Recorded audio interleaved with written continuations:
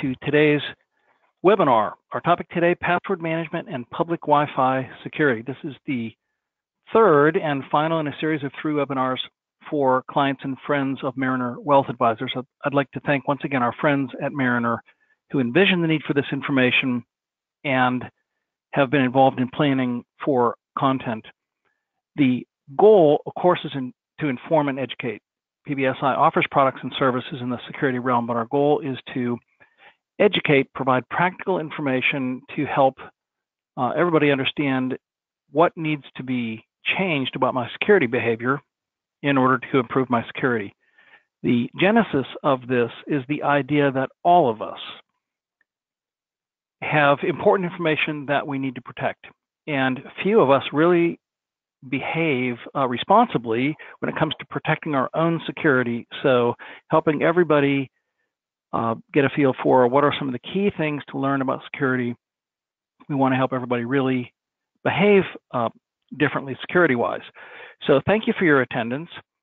So in the first 2 webinars, we talked about securing personal data, an overview about all of the elements of protecting desktops and laptops and other devices. In the second webinar, we covered email security practices and file encryption.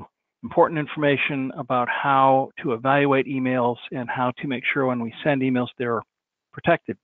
Today, we're going to talk about 2 separate topics, both really important: password management and public Wi-Fi security. So our agenda is very straightforward. We'll review why is this password security so important? Why do we need to take action? We'll talk about what are some principles to follow in setting and maintaining passwords. Then we'll look at 3 practical options for managing passwords. Our clear recommendation is use a password manager, but there are a couple of other options that are viable and workable. And then finally, we'll look at public Wi-Fi. What's so dangerous about public Wi-Fi and how can we fix it?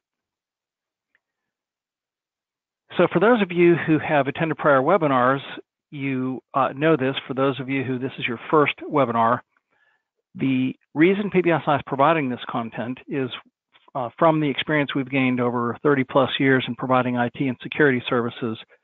We are constantly learning, and it's from the constant learning that we have found it so important to share security information. It's from what we've learned that we share today. So I hope you find this information useful.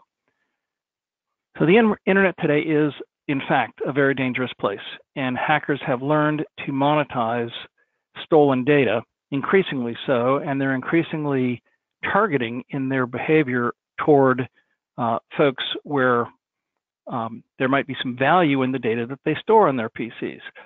So you've seen this demonstration if you've attended one of the prior webinars, but I'm going to demonstrate a dark web exposed password check with a new twist. I'm going to show how a password manager assists and interacts in this process.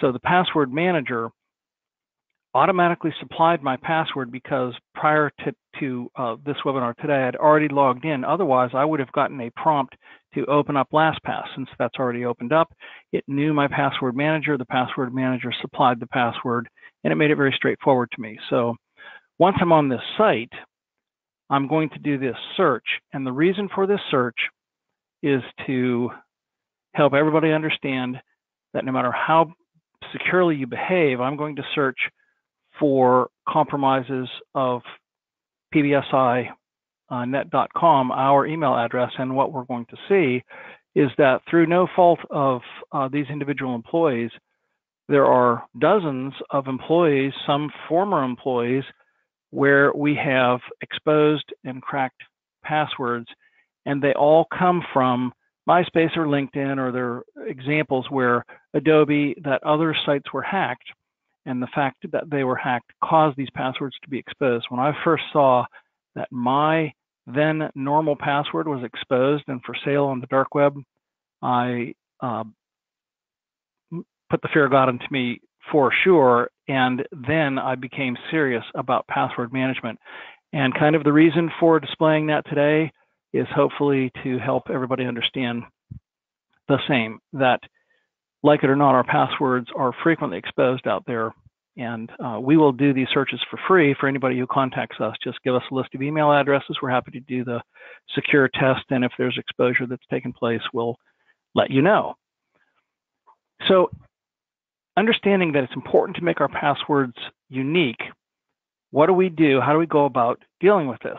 So principles, if you use or have used duplicate or quote normal passwords, change them all. If one is compromised, then you're at risk that they all are compromised. And in the first place, don't use normal or easy passwords. Well, I used to do this, so I speak from the perspective of understanding it is difficult to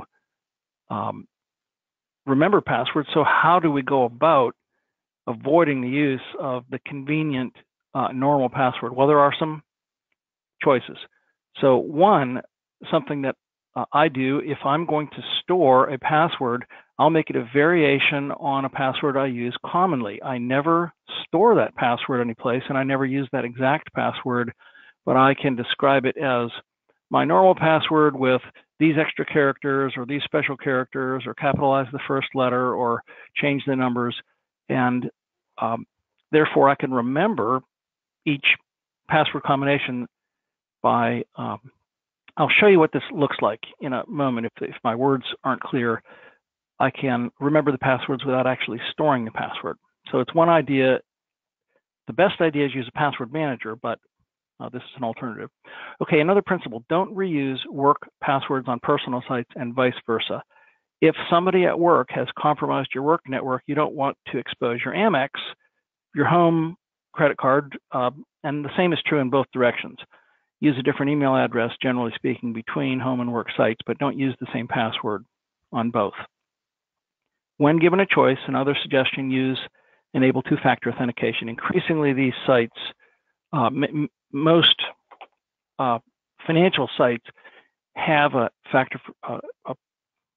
option for two-factor authentication that you can enable, and we'd recommend you do so. Frequently, anymore, if you have an iPhone or other device where you have a finger scanner, your second authentication can be simply acknowledging by your finger scan on your phone that you are you.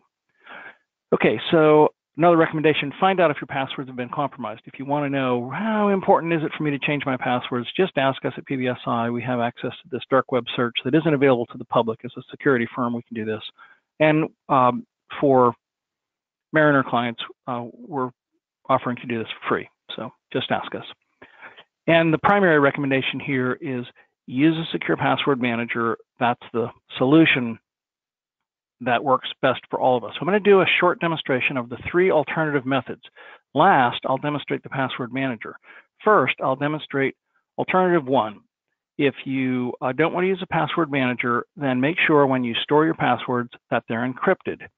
So I'm going to go now and open up a document that I don't really use, but I'm going to display this. The document name is Fake Passwords for Demonstration. And in fact, it's a Word document where the file is encrypted.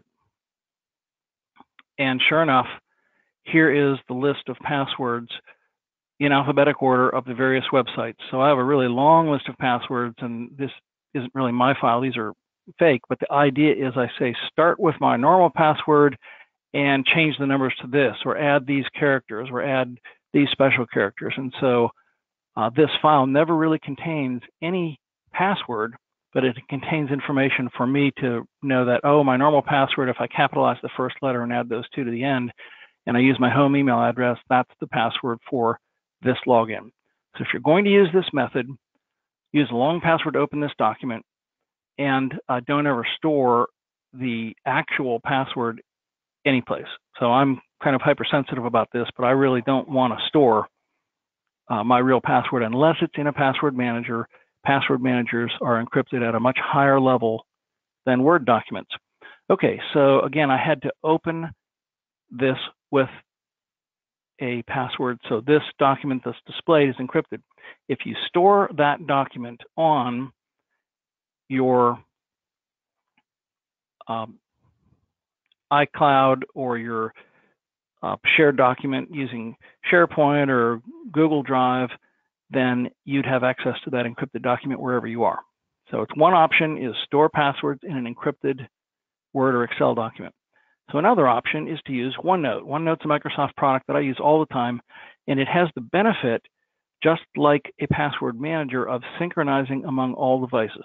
So I'm going to go to my OneNote, and I'll look at my OneNote. In my OneNote, I have a tab here for demonstration only. I don't really use this. I use OneNote all the time for various things, but this is called encrypted tab, so that when I click on it, I have to enter my password, and it opens up. So this, to me, is a way to demonstrate using an encrypted tab within OneNote as the same idea as that Word document where I store the login information. And OneNote, the same as a password manager, when I make a change here, it automatically synchronizes to my iPhone, my laptop, my iPad, and so forth. This on the right-hand side is a picture of my iPhone taken yesterday after I made a change to this in OneNote. The change was automatically reflected. So automatic synchronization can take place. So this is an alternative to a password manager. The very best choice, though, is use a tool that's designed for this purpose. So I used LastPass. I used to use Dashlane. They're both excellent products. I don't really recommend LastPass over Dashlane. It's a little less expensive and has the ability to have a license that extends to other family members. So the principle of all of these password managers are that when you set up and store all your passwords here, they're encrypted at a very high level that will never be hacked. There's in a single example of which I'm aware that any password management company's been hacked because their encryption is so deep that they're very safe. Okay, so the principle, password manager will auto-synchronize when you make a password change from all your PCs, laptops, Macs, Androids, iPhones, iPads, whatever your devices are. When you make a change one place, it automatically appears in the other. So you have access to your passwords no matter where you are. And they autofill. I mean, there are settings to choose this. They autofill passwords when you log into a website. So instead of you remembering a password, you'll click a spot on the screen and the password will be filled in. I'll demonstrate this. So LastPass that I use, the free version, has all of the features that you care about. It works beautifully. It auto imports existing passwords. It auto synchronizes. The reason that you might consider the premium version, which is $24 a year, is that it provides for digital contingencies. So this means you can set one or more emails where if you're not able to respond, so if you haven't logged in for 1 day or 7 days or 30 days, you can set the amount of time differently for each password. Then that other person can access your password. So in my case, my wife is set for immediate access. She can see my passwords anytime at all. If I were doing this to prevent what would happen if we would both die in a plane crash, I would include my one of my kids or accountant or somebody where after 7 days or 30 days or 60 days, they can access the password. So this is a pretty important feature for contingency, and that's the primary reason why you use the paid version. I happen to use the family version because I have invited and provide LastPass accounts for my kids, and they get the premium version. It's half the price, and I'm able to provide that, and all of their passwords are separate. So we're not sharing these. It's just a cheap way to get more accounts. So whether you use LastPass or Dashlane or other viable products, these are by no stretch the only options. The idea is that we are going to store our passwords, we're going to store our passwords in the password manager. So I'm going to now demonstrate how that would work. So if we were logging into LastPass.com, we would have a screen that says, okay, get started, create an account, email address, give it a long password, and don't, one important thing here, this master password is the one password that I wouldn't recommend storing anyplace. This is the keys to the kingdom because this master password is what's required to open up the account. So don't lose this master password. So once you've set up the account, then there's an option to add browser extensions. I use Chrome. I have used Internet Explorer, so you can add extensions for more than one browser. And then what that enables is this option for import. So it will look on your device, and it will look on all of the passwords you've ever stored in Chrome or Internet Explorer or whatever other browsers, and it imports them in, creating them inside of LastPass.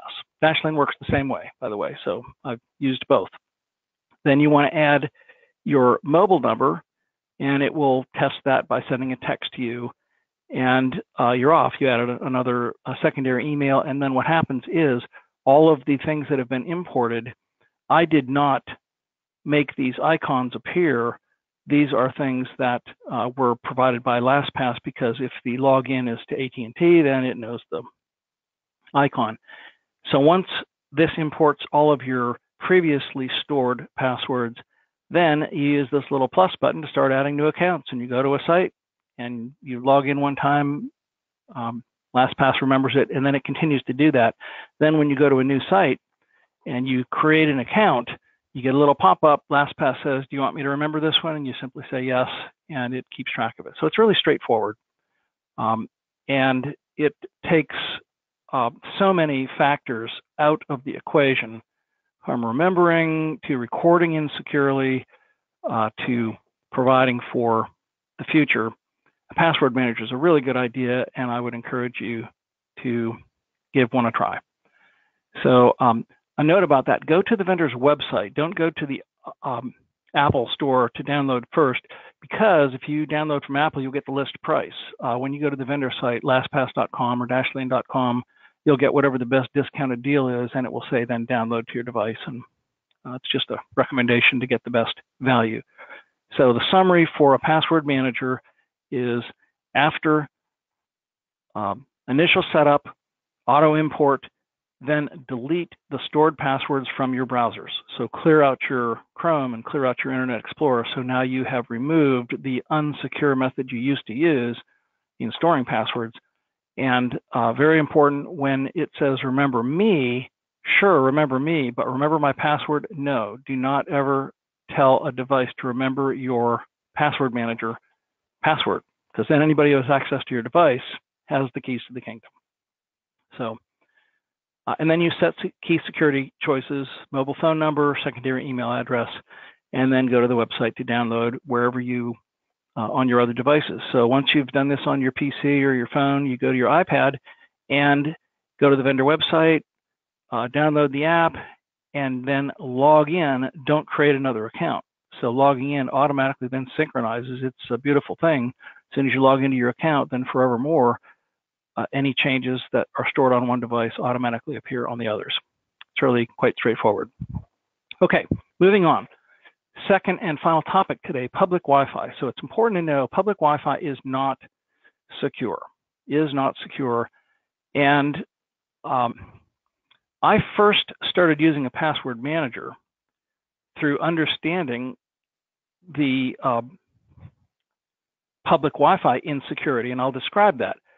So many years ago, I read a tech article, and it started, today I installed Dashlane. And I thought, what's Dashlane, and that's an odd way to start an article. So this tech writer went on to tell that today she installed Dashlane because she was on an airplane recently, and when walking off the airplane, somebody tapped her on the back and said, hey, you're a tech writer writing security articles, aren't you? And she said, yeah, I am, but how did you know that? And he said, I was watching everything you were typing on the airplane. Oh my gosh, this was Delta. I don't know if it was Delta. And you mean Delta's not secure? No, Delta's not secure, nor is Starbucks, Marriott, airports, hotels. No public Wi-Fi is secure, and the tools required to capture the things you're typing, including passwords, are free, and they can be carried in a backpack. You're sitting in Starbucks, nobody's looking at you. They might have a backpack on the floor that's recording your passwords. I'm not a person who is, seeing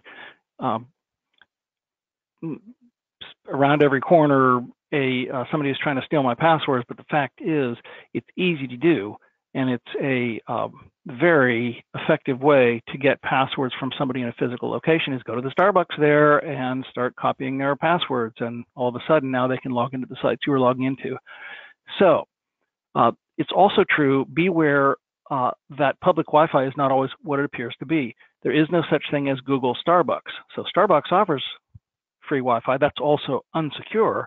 But if you see something like Google Starbucks, well, that's almost certainly somebody who's set that up just to get you to log in so that they can track everything you're doing.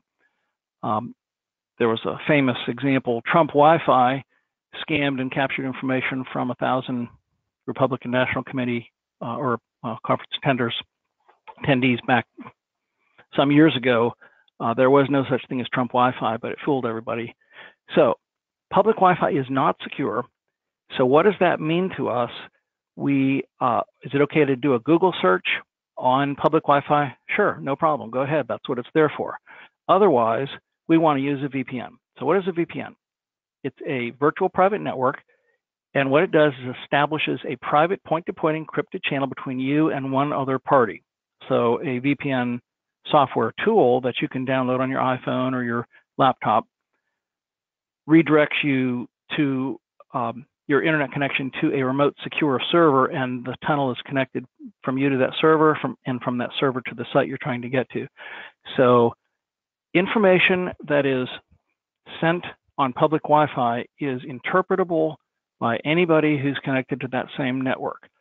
If a VPN is used, they see that there's traffic, but they can't interpret the traffic. So it prohibits anybody from knowing anything that you're looking at or typing, and specifically including passwords. So using a VPN, I'll do a short demonstration, but it's simple, and there are many free VPNs that are perfectly reasonable. So being safe on public Wi-Fi, number one, this is important. Cellular is safe. If you don't have a VPN, just don't connect to the Wi-Fi. Anything you do with cellular is automatically encrypted. It is perfectly safe, even in a public setting. Google searches are perfectly safe in a public setting, but stop if you're prompted for a password. So if you want to log into anything that requires a password, then use a VPN, or some apps, a bank app typically would create a VPN in its process. So I'll just do a short link here. This is a list of best recommended VPNs from PC Magazine. There are all kinds of rating services. So I use NordVPN, but the difference is, if you read these reviews, the differences between some of these products is really not all that substantial. Generally speaking, the reason I don't use a free one is I am uncertain that free products aren't sharing my information in some way, and so I simply am not going to use a free VPN. But that doesn't mean that they don't work, and there are recommendation sources out there that say, yeah, it's okay to use this or that free VPN. So what does it look like if you're using a VPN?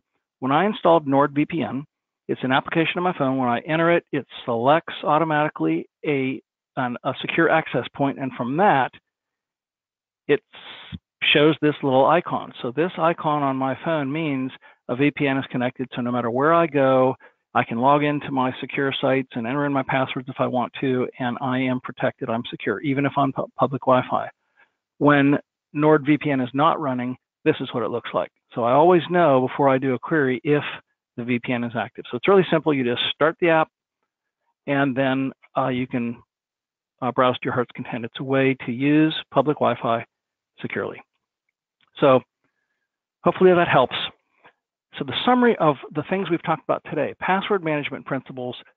Don't use standard normal passwords, and change them if you have. Don't share passwords among work and home sites. Use a secure password manager is the recommendation here.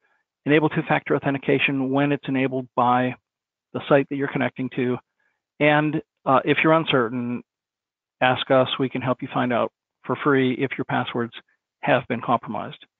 So password management, I encourage you to try a password manager.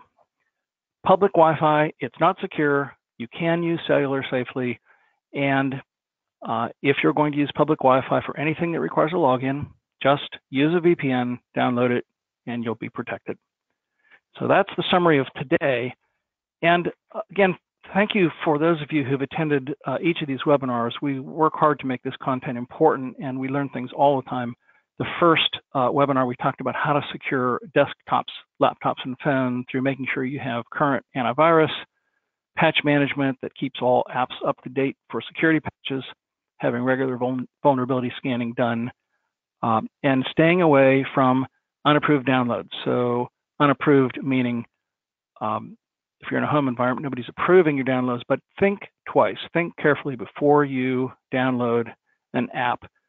Particularly pay attention to the site that you're going to. If you key in a Google search that says download LastPass, it's likely that the first thing that comes up won't be LastPass.com. You want to go to LastPass.com, but there may be an ad or another site that offers downloads of LastPass. Immediately, you've put yourself in an environment where you're potentially downloading something that isn't exactly LastPass. It might be LastPass plus a virus, or just be really careful about downloads. So encrypting sensitive information, know what's important to encrypt, personal financial information included, and healthcare information. Encrypt it at rest, but most importantly, encrypt it when you're emailing it. Never email encrypt sensitive or protected information without encrypting your email. Make sure you're backed up. Know if your PCs are safe. So this is where PBSI can enter in to provide concierge online security monitoring for one PC or a small group of PCs or large organization of PCs. The idea here is you've put the tools in place. Now, are they working? Would you know if something were amiss and you had some failed login attempts going on that you're unaware of? This is why you'd want to have somebody looking on the outside just to have your back. Other security things, the Internet of Things, meaning your doorbell, your refrigerator, your television, anything that has an internet connection or can connect to Wi-Fi, don't use default passwords. Change your default passwords. This is a big area of intrusion that is really quite dangerous. Don't use default passwords. Phone calls, don't give secure information by phone. No one's going to make a phone call to say, hey, you need to reset your password. That is never going to happen. And be an active learner. So thank you for attending these webinars. You're demonstrating that you're interested in learning about security items, and I'm an active learner, and I'm sure many of you are. It's a really good thing in the area of security. So we're finished with content. I thank you for your attendance, and I thank our friends at Mariner Wealth Advisors for arranging for this series. I hope you found it of value. If you have an interest in ongoing information about ongoing PBSI services, feel free to contact us. We will not reach out unless you contact us. So just ask, happy to help. And there's contact information.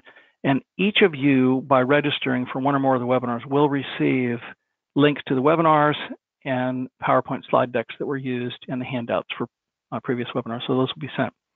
So once again, thank you very much for your attention. Hope everybody has a good day, and we're finished.